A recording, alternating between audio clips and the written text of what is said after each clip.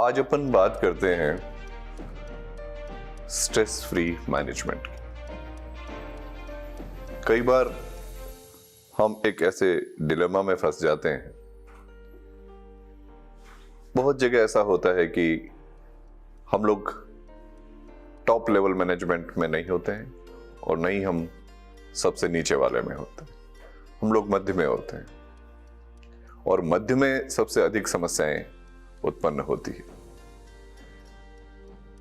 हम इस बारे में इसीलिए बात कर रहे हैं कि अधिकतर व्यक्तियों की ये समस्या हो जाती है कि जो उन्हें आदेश मिला है उसकी पालना तो उन्हें करनी है, लेकिन उसकी पालना करवानी किस प्रकार से, वो स्ट्रेस नहीं आना चाहिए।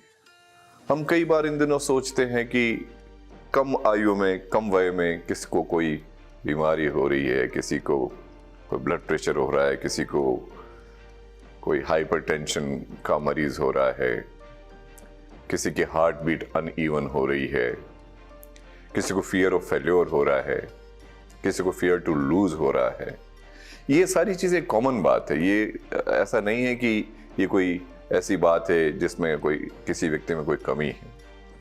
बात सिर्फ इसीलिए है कि वो उसका स्ट्रेस ले लेता है और वो स्ट्रेस नहीं लेना है। मुझे कई जगह ये बात कही गई है, चाहे मैं डॉक्टर्स के साथ बात करता हूँ, कॉर्पोरेट वर्ल्ड्स के साथ में बात करता हूँ, मैं कॉलेजेस में बात करता हूँ, मैं स्कूल्स में बात करता हूँ, टीचर्स के साथ में, मैं एडमिनिस्ट्रेशन में बात करता हूँ, तो मुझे यही लगता है कि वो स्ट्रेस लेवल कैसे कम किया जाए, वह जो मिडिल लेवल मैनेजमेंट है उसका कैसे किया जाए। तो कुछ चीज़ें मैं आप लोगों के साथ शेयर करना चाहूँगा कि हमें सबसे पहले तो यह पता होना चाहिए कि हम अपने आप से चाहते क्या। लोग हम इसमें कंफ्यूज रहते हैं। कई लोगों से मेरी बात हुई है, वो उनको पता नहीं कि वो अपने आप से क्या चाहते हैं। तो अपने आप से चाह क्या रहे हो वो आपको एक बार सोचना पड़ेगा। अपने लक्ष्य को, ये सिद्धांत की बातें हैं, कहीं अपना लक्ष्य निर्धारित करिए, उसके लिए कूद पड़िए, ये बातें हम नहीं करेंगे। हम कहेंगे कि अपने आप को जान लो कि आप चाह क्या रहे हो। आपको जो है पता लग गया कि मेरे को ये चाहना है। जैसे एक हम रोजमर्रा की बात में करते हैं, जैसे राखी के ऊपर हम बहनें हैं आपकी और आप उनके लिए कुछ उपहार लेके जा रहे हो। तो एक बहन के लिए आपने दोनों बहनों को, चूंकि आपके दो बहनें हैं और दोनों बहनों को आप एक ही दृष्टि से देखते हैं, तो आप दोनों के लिए एक सी साड़ी जैसे लेके गए। तो एक बहन सोचेगी कि अरे इसको अधिक प्रेम करते हैं इसलिए इसके लिए ये कलर लाए हैं, मेरे लिए ये कलर लाए हैं, जबकि दोनों की कीमत एक है। क्यों? क्योंकि वो एक्सपेक्ट कर रही है कि नहीं मेरे लिए ये होना चाहिए था। तो आप एक्सपेक्ट नहीं करके एक्सेप्टेंस की ट्रेन में आप बैठेंगे तो मेरे ख्याल से वो आपका स्ट्रेस लेवल कम होता चला जाएगा। ये छोटा सा उदाहरण जो मैंने आपको दिया था वह परिवार से संबंधित है, क्योंकि हर जगह मैनेजमेंट बहुत आवश्यक होता है। तो ऐसे में मैंने सोचा कि क्या किया जाए, उस उतनी कीमत का दोनों को कैश ही पकड़ा दो। तो ऐसी स्थिति जब आपके सामने मैनेजमेंट में आ जाती है तो उसका आप हल निकालो। तो अब उसके अंदर तो ये कह नहीं सकते कि मेरे को इस कलर का नोट दिया या मेरे को इस कलर का नोट दिया।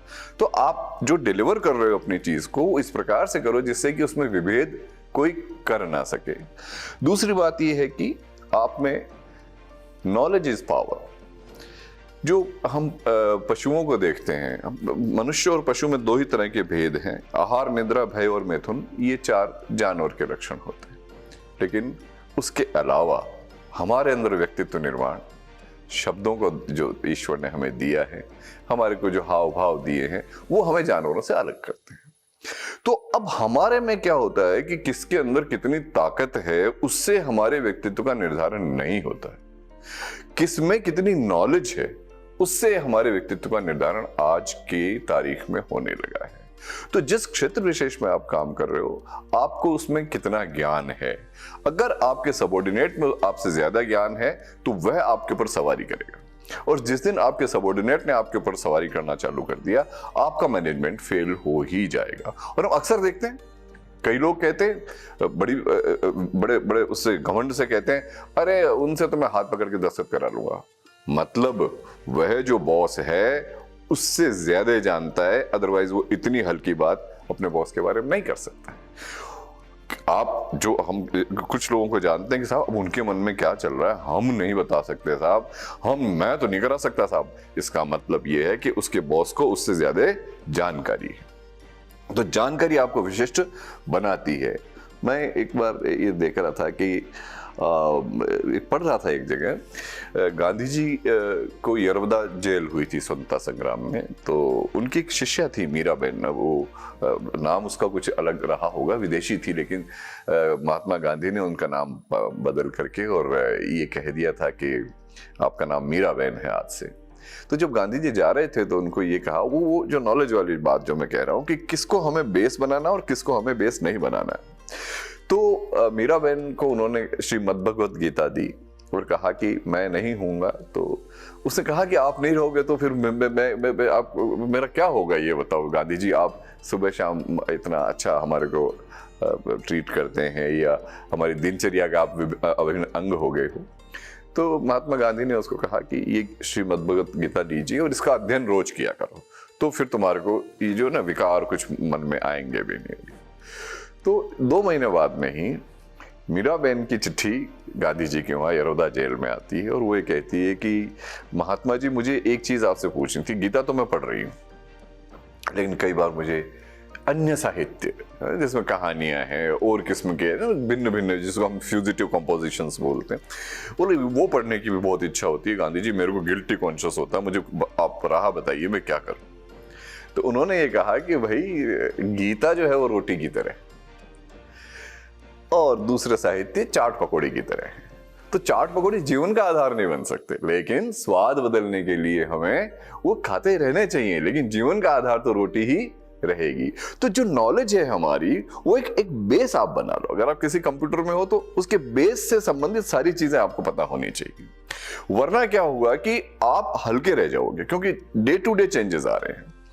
मैं ये मान के चलता हूं कि जब से ये शताब्दी चालू हुई है तब से इतनी तेजी से डेली हमारे एक दिन में ही इतने चेंजेस आ जाते हैं, टर्मिनोलॉजी में इतने चेंजेस आ जाते हैं, तो हमें बहुत ज्यादा अपडेट रहना पड़ेगा अपने सबऑर्डिनेट्स के लहजे के आधार से।